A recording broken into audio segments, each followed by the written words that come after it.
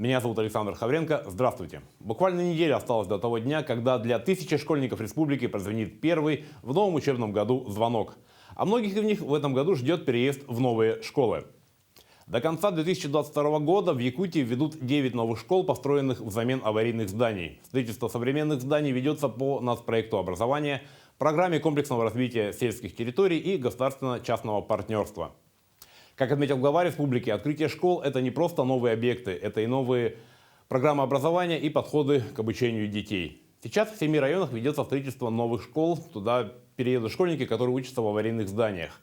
Это школы в Вилюйском, Верхневилюйском, Жиганском, Кобяйском, Намском, Нюрбинском и Хангаласском районах, а также в городе Якутске. В рамках программы комплексного развития сельских территорий в этом году строят школу-сад на 60 и 30 мест соответственно в Жиганском районе, школу на 150 учащихся в Вилюйском районе, школу на 60 мест в Хангаласском районе. Благодаря нацпроекту образования современная школа также появится в Кобяйском районе.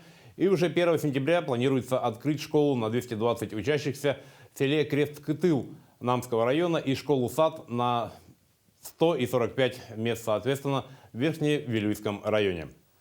В Нюрбинском районе идет строительство сразу 2 школ. Школы на 176 мест в селе Кюндядя и школы-сада на 100 и 50 мест соответственно в селе Чапанда. Также продолжается строительство республиканской специализированной коррекционной школы-интерната на 120 мест для детей с тяжелым нарушением речи в Якутске. Напомним, в 2022 году по республике планируется завершение строительства за счет всех источников финансирования 18 школ на 4677 учащихся. Из них с использованием федеральной субсидии в рамках мероприятий по развитию точек экономического роста и нацпроекта образования 8 школ на 2755 учащихся. В рамках реализации госпрограммы «Комплексное развитие сельских территорий» 5 школ на 480 мест. Всего доброго.